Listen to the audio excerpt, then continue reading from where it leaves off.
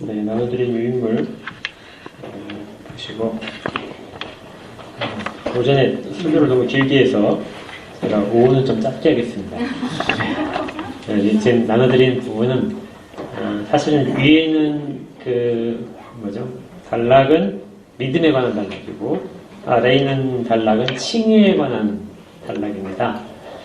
그래서 이제 사실 이 두 가지를 다 하기엔 너무 분량이 많아서 오늘은 위에 있는 단락만, 믿음에 관련된 부분만 하도록 하겠습니다. 자, 우리 같이 한번 읽을 때 제가 먼저 제목을 먼저 읽을게요. 제22강 그리스도를 믿음으로 말미암는 의롭다 하심. 같이 밑에 있는 내용을 첫 번째 단락 읽겠습니다. 시작.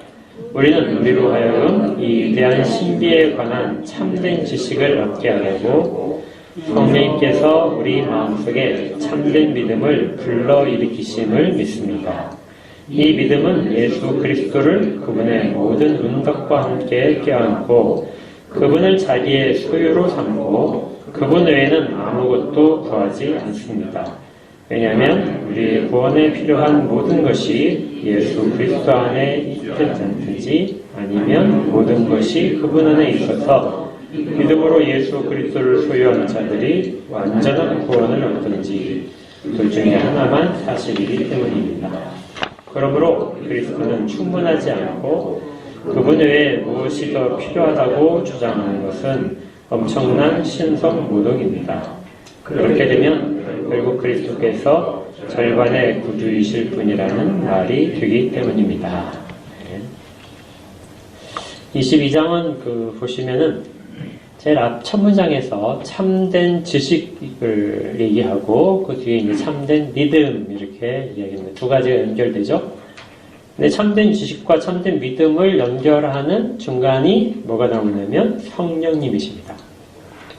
그리고 성령님이 참된 믿음을 어디에 일으키시냐면 우리 마음속에 일으키시죠.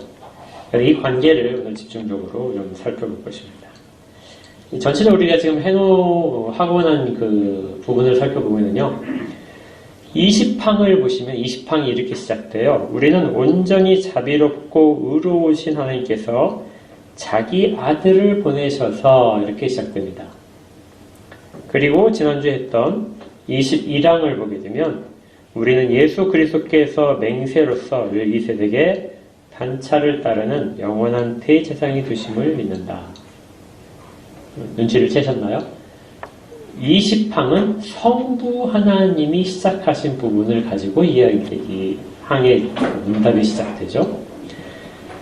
그리고 21항은 이제 성자 예수님, 우리 주 예수 그리스도께서 스스로 멜기세덱의 반차를 따르는 대제사장이 되겠다 하고 맹세하셨다. 이렇게 거기에 따라서 진행되었다. 이렇게 얘기한 겁니다. 성부 하나님, 성자 하나님. 그리고 이제 오늘 시작 부분에서 우리는 우리로 하여금 이 위대한 신비에 관한 참된 지식을 얻게 하시려고 성령님께서 우리 마음속에 참된 믿음을 불러일으키심을 믿습니다. 그래서 성령 하나님을 이야기하죠. 그래서 좋은 신앙 고백서들은 삼위일체 하나님에서 구속 역사를 설명을 하기 시작합니다. 그리고 어느 정도는 이제 구분을 해서 설명을 많이 해놔요. 그냥 뭉뚱그려서 그냥 하나님이 하셨다 이렇게 하지 않고 성부 하나님께서 무엇을 하셨느냐. 이제 좀 더 이제 좀 전문적인 말로 하게 되면 성부 하나님께서 작정을 하셨다. 원래 이제 삼위일체 하나님이 이제 같이 협력해서 하시는 것이 맞는데 드러나기로는 이제 성부 하나님이 작정하셨다. 그래서 그걸 잘 살려서 20항에서 그 이야기를 한 것이죠. 그리고 성자 하나님께서 완전히 성취하셨다. 그래서 성자 하나님은 성취를 이야기합니다. 우리의 구원에 필요한 모든 것들이 다 완성되었다. 이것이 이제 21항에 있는 거고요. 성령 하나님께서는 그 구원을 우리에게 적용시켜 주신다. 완성된 것을, 성취된 것을 우리 가운데서 적용시키신다. 이렇게 작정, 성취, 적용 이렇게 삼위일체 하나님의 사역으로서 설명을 하죠. 또 이것을 좀 구분을 하게 되면 객관적인 것과 주관적인 것으로 구분할 수 있습니다. 객관적이라는 것은 우리와 관계없이 이루어진 거죠. 성부 하나님께서 작정하실 때 우리가 참여하지 않았거든요. 우리는 전혀 거기에 개입한 적이 없습니다. 어떤 한 조각 의견을 낸 적도 없죠. 성부 하나님이 온전히 하신 것이고요. 성자 하나님이 십자가에 달리실 때 우리가 도와드린 거 없어요. 우리의 죄밖에는 넘겨드린 것이 없습니다. 성자 하나님도 온전히 우리와 관계없다는 표현 좀 그런데요. 별개로 객관적으로 십자가에 달려 죽으셨습니다. 그러니까 이런 것들은 우리의 개입이 없이 되었다는 뜻에서 객관적이죠. 그리고 우리가 태어나기 전에 이루어진 역사이기도 합니다. 이처럼 이게 역사 속에서 대속이 완전히 성취되었어요. 그리고 우리의 필요한 모든 것들은 다 완성되었습니다. 그리고 성령 하나님께서 우리 가운데 적용시키시는데, 적용시키는 단계에서는 성령 하나님께서 주관적으로 일을 하시지만 반드시 우리 마음속에서 일을 하십니다. 그래서 이 단계부터는 이제 주관적인 것이 되죠. 우리의 주관적인 것이 없이는 성령 하나님께서 사역하시지 않는 것이죠. 우리가 그런 단계까지 가기 전에 이미 성령 하나님께서 우리 가운데 많은 일들을 하셨습니다. 그건 우리가 이제 잘 모르는 부분이고요. 그것이 우리 가운데 이루어진 다음에 어느 순간에 우리가 스스로 깨닫게 되고 체험하는 순간 속에서부터 우리는 의식적인 반응을 시작하게 됩니다. 이걸 제가 이제 협력이라고 그랬죠. 이건 구원을 결정짓는 협력이 아니라 성령 하나님이 그렇게 일하시기 때문에 사용하는 표현일 뿐입니다. 대속은 온전히 그리스도의 죽으심으로, 십자가의 죽으심으로 성취되었고 적용되는 단계에서의 우리의 참여가 있다는 것이죠. 이 부분을 이렇게 이야기를 하는 것입니다. 첫 번째 우리 문장을 보시면요. 우리는 우리로 하여금 이 위대한 신비에, 지금까지 제가 말씀드린 것이 위대한 신비에 속한 거예요. 이 위대한 신비에 관한 참된 지식이라. 참된 지식을 얻게 하시려고 성령님께서 사역하셨다. 그러니까 참된 지식이 바르게 우리 가운데 들어와야 됩니다. 근데 이 참된 지식을 갖기가 어려워요. 그래서 우리가 믿음을 다 가진 다음에도 사실은 참된 지식에 대한 것들이 점점점 더 진행되고 풍성해져야 됩니다. 왜냐하면 그리스도에 대해서 우리가 다 알 수 없거든요. 정말 제일 필요한 최소한의 것만 처음에 성령님께서 우리 가운데 알게 하시는 것이죠. 그리고 삶을 연영하면서 점점점 이 참된 지식들이 뚜렷해지고 풍성해지기 시작하는 거죠. 그리고 이 성령님께서는 이제 우리에게 마음속에 참된 믿음이 불러일으키지도록 역사하십니다. 여기 믿음도 역시 무슨 단어를 붙이냐면요. 참되다 하는 단어를 붙였어요. 이 과정을 이제 성경에서 이렇게 설명을 하는데요. 베드로전서 1장을 보십시오.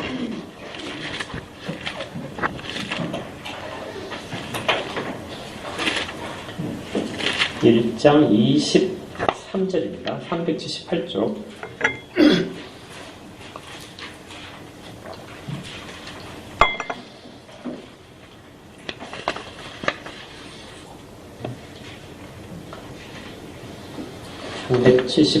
베드로전서 1장 23절 같이 읽겠습니다. 시작. 너희가 거듭난 것은 썩어질 씨로 된 것이 아니요 썩지 아니할 씨로 된 것이니 살아있고 항상 있는 하나님의 말씀으로 되었느니라.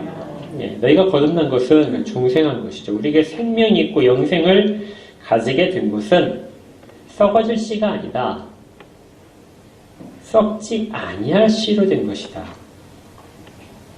살아있고 항상 있는 하나님의 말씀으로 되었느니라. 앞에 있는 씨가 뒤에 말씀과 비슷해 보입니다. 근데 사실은 같지가 않아요. 이걸 앞에 있는 씨도 말씀이고 뒤에 있는 말씀은 말씀이고 이렇게 보면은 원문상으로 보게 되면 좀 달라요. 안에 있는 씨는 원인이 됩니다. 원인으로서의 씨고 뒤에 있는 것은 씨를 발현시키는, 씨가 이렇게 싹이 나고 자라게 하는 그러한 말씀으로서 이제 도구적인 내용이 됩니다. 그래서 이제 앞에 사용된 전치사가 원문을 보게 되면 달라요. 구별을 좀 할 필요가 있어요. 그러면 앞에 있는 시가 무엇이냐? 뒤에 있는 말씀은 우리가 알 거예요. 말씀을 계속해서 교육받고 가르침을 받으면 점점 잘하는 것이죠. 중생한 자는 계속해서 자라야 됩니다. 중생은 한 번에 이루어진 것이기도 하지만 동일한 표현을 우리의 인생의 이 땅 가운데서 풍성해지는 모든 것을 다 포함한 중생이라고도 이야기를 해요. 그러니까 지금 여기서 말하는 것은 우리가 거듭난 것은 한 번의 사건일 수도 있지만 계속해서 풍성히 자라나는 것 전체를 말하는 것입니다. 하나님의 말씀을 많이 받을수록 그리고 말씀을 묵상하고 깨달을수록 우리는 점점 영적인 생명이 충만해지죠. 자, 그럼 앞에 있는 씨가 무엇이냐? 우리가 보통 이제 성경에서 그 씨라고 하는 것은 하나님의 말씀이다. 그래서 말씀이 뿌려지면 그 말씀이 이제 씨가 이렇게 땅에 다 뿌려진 상태에서 좋은 밭에서는 좋은 결실을 맺는다. 이게 이제 머릿속에 꽉 박혀 있어요. 그러다 보니까 이 씨도 뒤에는 말씀과 동일한 말씀이다. 그러니까 우리가 처음 말씀을 들을 때 그런 상황이다 이렇게 생각할 수 있는데요. 좀 다릅니다. 썩지 아니할 씨라는 것에 힌트가 있고요. 그것이 정말 어떤 것들도 그 씨를 썩게 만들 수 없다. 바로 위에 보시면은 22절을 보시게 되면 이 씨의 정체가 나와 있습니다. 씨가 뭐라고 되어 있냐면 진리입니다. 진리. 문장 가운데 원어상으로 보게 되면 이 진리가 여기에는 씨예요. 그러니까 우리 가운데 씨가 뿌려졌다. 우리 마음속에 씨가 뿌려졌는데 그 씨는 진리이다. 그리고 한 절을 더 올라가시면은 21절에 그 씨가 진리가 누구인지가 나옵니다. 그것이 그리스도죠. 그래서 요한복음 17장에서도 진리는 바로 씨는 바로 말씀의 진리라고 표현합니다. 그러니까 예수 그리스도께서 진리이시고 진리가 우리 가운데 뿌려졌을 때 그때 이것이 우리 가운데서 처음으로 자리를 잡는다는 것입니다. 이건 우리가 의식하지 못하는 동안에 무의식 속에서 성령님이 우리 가운데 집어넣으시는 거예요. 그리고 나서 말씀을 통해서 이것이 싹트고 자라게 됩니다. 천의 씨가 들어간 이 상태를 이제 좁은 의미의 중생이라고 표현하기도 해요. 이때부터 우리는 실제는 살아있는 자고 구원받을 자입니다. 근데 의식하지 못해요, 이 부분을. 그러다가 어느 순간에 이것이 의식이 됩니다. 그 의식될 때는 밖에서 들어오는 말씀으로, 선포된 말씀을 통하여, 기록된 말씀을 통하여 이것이 갑자기 확 발현하기 시작해요. 이때는 우리가 체험하는 것으로서의 중생이라고 합니다. 이때 우리는 비로소 이제 우리가 죄인인가, 얼마나 큰 죄인인가, 그리고 우리 주님이 얼마나 모든 것들을 다 은혜 속에서 하셨는가를 깨닫게 되고 회개하게 되고 그리고 이제 믿기 시작하는 겁니다.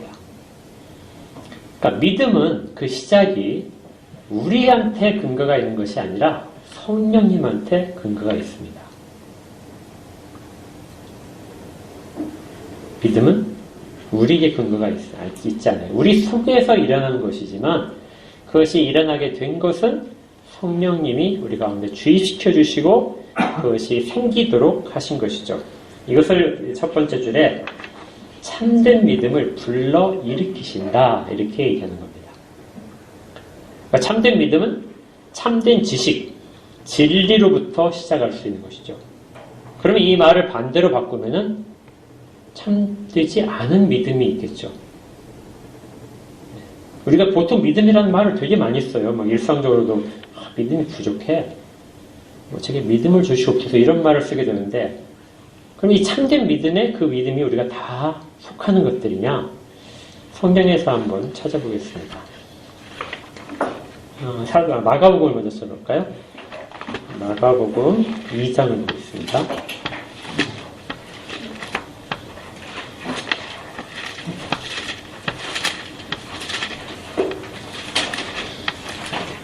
마가복음 2장 3절.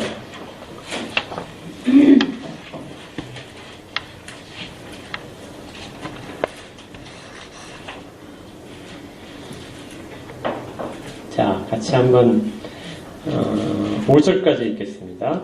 3절부터 5절까지 시작.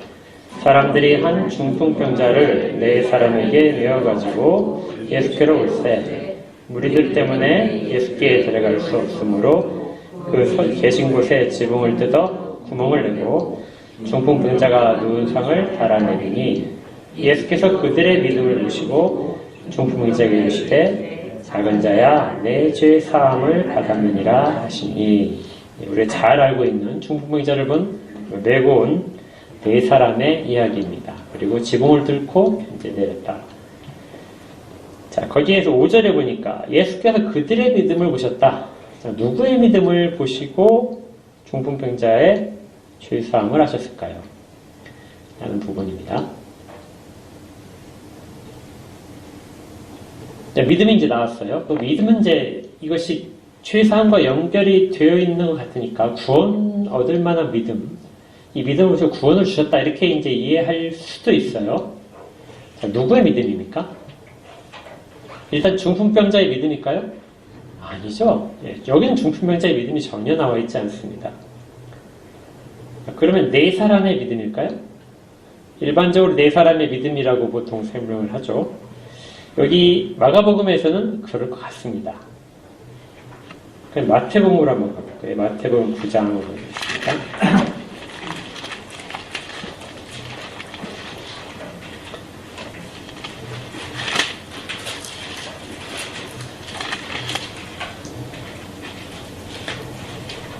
구장 2절에 보니까 침상에 누운 중풍병자를 사람들이 데리고 오거늘 예수께서 그들의 믿음을 보시고, 여기에서는 네 사람이 들고 온 사람들이 아니라 아까 마가복음을 보니까 사람들이 이 중풍병자를 데려왔어요. 그 중에 이제 네 사람이 들고 온 것이죠.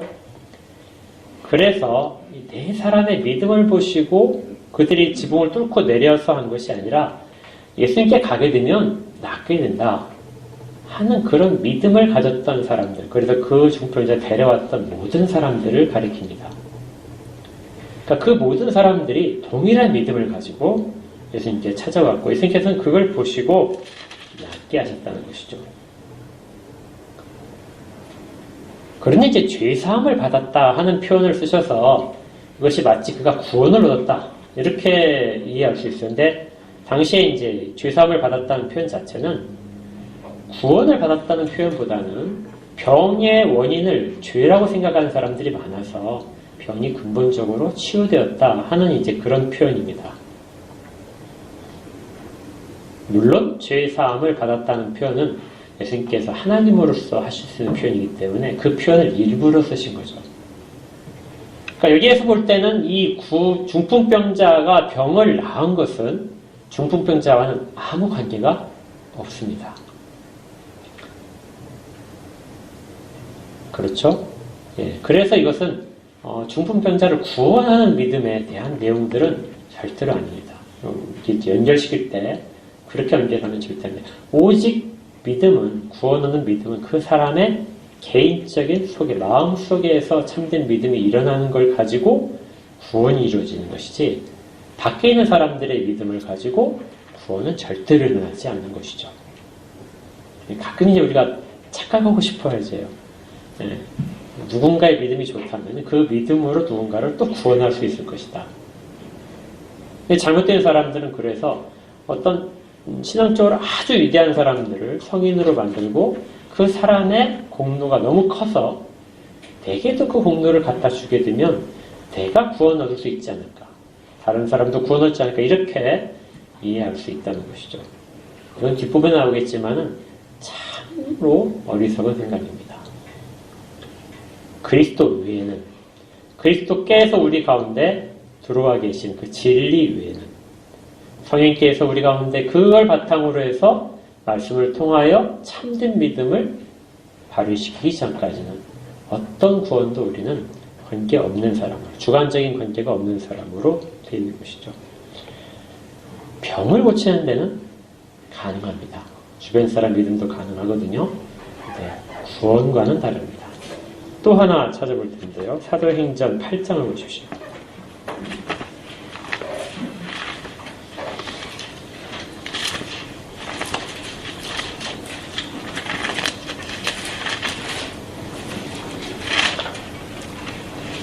사도행전 8장 13절입니다. 사마리아 성에서 있었던 이제 전도의 현장에서 일어난 사건인데요. 자, 그 중에 시몬이라는 사람이 마술사인데 이 사람에 관련된 이야기입니다. 13절을 볼까요? 같이 읽겠습니다. 시작. 시몬도 믿고 세례를 받은 후에 전심으로 빌립을 따라다니며 그 나타나는 표적과 큰 능력을 보고 놀랍니다. 예, 여기 이제 시몬이라는 사람이 마술사였는데 믿었다 이렇게 되어 있습니다. 근데 이 믿음이 뒤에 이제 계속해서 더 추가적으로 설명이 돼요. 믿고 세례를 받았습니다. 세례는 믿는 사람에게 주는 것이죠. 그래서 믿음을 확인하고 줍니다. 믿고 세례를 받았고 그는 세례를 받은 후에 전심으로 빌립을 따라다니면서 그가 전하는 말을 계속해서 말씀을 들었습니다. 자, 그러면 이 믿음은 구원을 얻는 믿음이 될 수 있느냐? 이 믿음을 참된 믿음이라고 할 수 있느냐? 자, 뒤를 보시면요. 계속해서 가시면은 그가 18절이요. 시몬이 사도들의 안수로 성령 받는 것을 보고 돈을 들여 이르되 이 권능을 내게도 주어 누구든지 내가 안수하는 사람은 성령을 받게 하여 주소서 하니. 그는 마술사의 그 직업적인 이제 본능이 발휘가 된 거죠.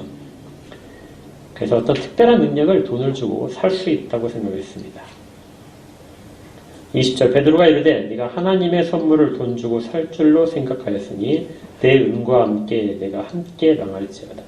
하나님 앞에서 내 마음이 바르지 못하니 이 도에는 내가 관계도 없고 돈 깃들 것도 없느니라. 이 말은 구원과 관련이 없다는 표현입니다. 그러니까 앞에서 믿음이 있다. 그리고 세례도 받고 전심으로 빌립을 따라다녔지만 그건 구원 얻을 믿음이라고 말하지 않는 것이죠. 그래서 어떤 믿음들은 구원에 관계없이 아주 강렬한 자기 확신일 수 있습니다. 자기 강한 욕심 속에서 만들어낸 허상일 수 있어요. 어떤 것은 일시적으로 하는 그러한 열심을 말하기도 합니다. 어떤 경우에는 거짓된, 완전히 가장된 믿음도 가능해요. 이런 것들이 성경에서 많이 인용되고 있죠. 그런 것과 대조를 하기 위해서 그렇습니다. 대조를 하기 위해서 지금 벨기 신앙고백서에서 참된 믿음이다. 참된 믿음만이 그것이 불러일으킬 때, 성령님께서 불러일으키실 때 그때야 구원과 관련된 거죠. 그리고 이 구원은 그러면 이 참된 믿음은 어떻게 구별할 수 있습니까? 앞에 있는 것들과 구별하는 방법이 무엇입니까? 하고 물었을 때 그 뒤에 답변이 있습니다. 참된 믿음의 정체예요. 이 믿음은 예수 그리스도를 그분의 모든 은덕과 함께 껴안고 그분을 자기의 소유로 삼고 그분 외에는 아무것도 구하지 않습니다. 참된 믿음은요, 그 향하는 모든 것이 예수 그리스도에 초점이 맞춰져 있습니다. 그리고 그분이 하신 모든 은혜들을 사모하게 되죠. 근데 이 사모함이 얼마나 큰지 벨기신앙급에서 아주 독특한 표현을 쓰는데요. 예수 그리스도를 그분의 모든 은덕과 함께 뭐 한다고요? 껴안는다. 껴안는다. 제가 이제 여기 이제 쭉 보면서 이제 저 스스로도 물어봤어요. 나는 예수 그리스도를 껴안은 적이 있었을까? 여러분들은 껴안아 보셨습니까? 네. 예수 그리스도를 껴안았다. 그리고 놓치지 않은 아주 강렬하게 껴안았겠죠. 그래서 또 그 다음 표현은 그분을 자기의 소유로 삼았다. 그러니까 이건 뭐 좀 어떤 뭐죠? 경망스러운 표현처럼 될 정도로 아주 강렬한 의지적 표현입니다. 그분을 나의 소유 속에 껴안아서 막 흡수하고 막 이렇게 하나가 되고 싶은 그런 욕망이죠. 원뜻 생각난 것이 그 논개 생각이 나더라고요. 네. 논개가 그 외장을 껴안고 물에 빠질 때 손가락이 풀리지 말라고 막 가락지를 여기 다 꼈다고 그러잖아요. 가락지가 이렇게 딱 껴서 안 빠지게. 네. 그렇게 강렬한 심정. 네. 이런 것들이 우리 주님 앞에서 그리스도에 대해서 과연 가지는 것이 있는가? 근데 아마 벨기 신앙고백서를 작성할 때 이 사람들이 모여서 회의를 할 때도 이제 회의는 하지 않겠지만 귀도 두 그레가 이 표현을 아마 깊게 생각하는 것 같아요. 정말 실체적으로 막 하고 싶은 정말 실체화가 돼야 됩니다. 우리의 믿음과 욕망들이 그리스도에 대한 것들이 어떻게 하면 표현을 할 수 있을까? 성경도 사실은 이 표현들을 많이 써요. 우리가 종종 하나님이 의인화되는 표현들이 있죠. 근데 그 표현들은 하나님의 어떤 부분을 아주 강조하기 위해서, 정말 실감나게 강조하기 위해서 의인화가 되는 것처럼 하나님을 이야기를 꼭 합니다.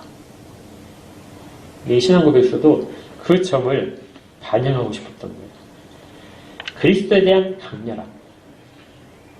누가복음에 보게 되면 부자와 나사로 비유가 있었죠. 거짓 나사로. 부자가 죽어서 음부에 갔습니다. 그래서 거기에서 나사로가 이제 아브라함 품에 있는 것을 보고 막 소리 지르죠. 불러 이르되 아버지 아브라함이여 나를 긍휼히 여기사 나사로를 보내어 그 손가락 끝에 물을 찍어 내 혀를 서늘하게 하소서. 이 표현은 얼마나 큰 고통 속에 있으면은 그 손가락 끝에 물을 살짝 찍어서 내 혀에 대주면은 그것만 가지고도 내가 위로를 받을 수 있다. 이 정도로 강렬하게 그런 조그마한 위로라도 얻고 싶은 것이죠.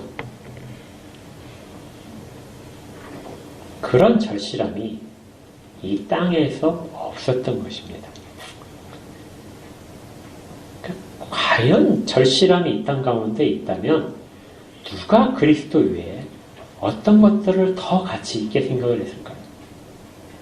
그러니까 우리는 그 정도의 경험을 하지 못하고 그 정도의 의존성을 가지지 못하기 때문에 그리스도가 없어도 괜찮은 시기와 시간들을 많이 가지려고 그러면서도 아무렇지도 않은 것처럼 그렇게 지낼 수 있기 때문에 강렬함이 점점 사라지는 것이죠. 성경은 그 부분에 있어서 벨기 신앙국에서도 그 부분에 있어서 아주 강렬하게 너는 지금 예수 그리스도를 그 은덕과 함께 모든 것들을 다 껴안고 있느냐 놓치지 않으려고. 야곱이 브니엘에서 하나님을 만나고 나를 축복하지 않고서는 나를 주님을 보내지 않겠습니다 하고 잡고 늘어지는 그런 강렬함이 지금 여기에서 표현하고 싶은 것입니다. 제가 이제 준비하면서 한번 이제 생각해 봤어요. 저한테는 얼마나 큰 강렬함이 있을까? 그래서 한번 혼자 얼마나 많은 주변의 것들이 있는지를 보면서 하나씩 없애버렸습니다. 속으로요.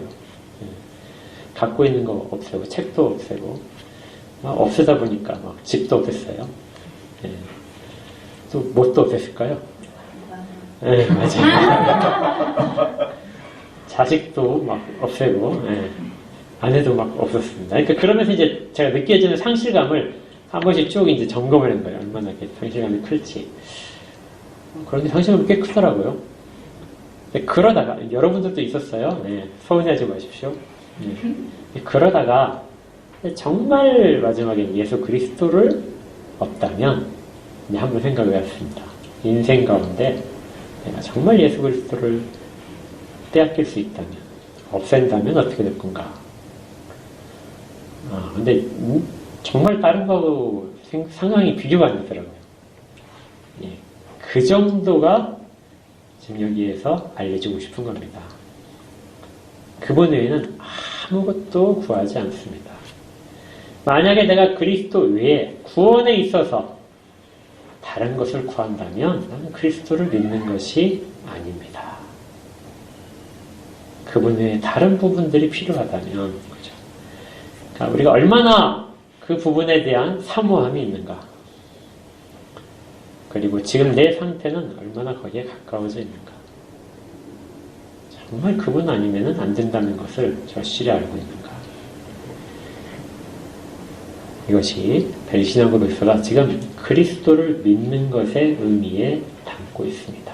그게 없다면 앞에서 우리 다뤘던 거짓된 믿음의 확률이 아주 높죠. 참된 믿음은 그것입니다. 우리 돌아가셔서 깊게 한번 생각해 보십시오. 제가 한 것처럼 한번 다 없애버리고 상실감을 한번 느껴보시고 예수 그리스도 없애버리고 한번 해보십시오. 되는지는 잘 모르겠지만 그러면 그 상실감에 대해서 적어도 어느 정도는 경험할 수 있을 겁니다. 예, 오늘은 여기까지만 하겠습니다. 기도하겠습니다. 하나님, 저희 가운데 저희가 개입하지 않은 역사의 순간에서 이미 저희의 구원에 관한 모든 것들을 성취하시고 때가 되어 적용시켜 주심을 감사합니다. 저희들이 의식하지 못한 가운데 저희 가운데 진리를 두시고 예수 그리스도가 들어와 계시고 그리고 성령님을 받아서 때가 되었을 때 말씀을 통하여 이것들이 발현되게 하셔서 이제 구원의 감격 속에 생활하게 하심을 감사드립니다. 그러면서도 다시금 저희의 믿음을 점검하오니 그리스도 외에 무엇을 구하는 것이 있는지 그리스도만으로 기뻐할 수 있는 것인지 다시 한번 찾아볼 때에 깊은 주님의 은혜를 체험케 하여 주시옵소서. 이 일들을 주심을 감사드립니다. 예수님 이름으로 기도합니다. 아멘. 87장 찬양하겠습니다.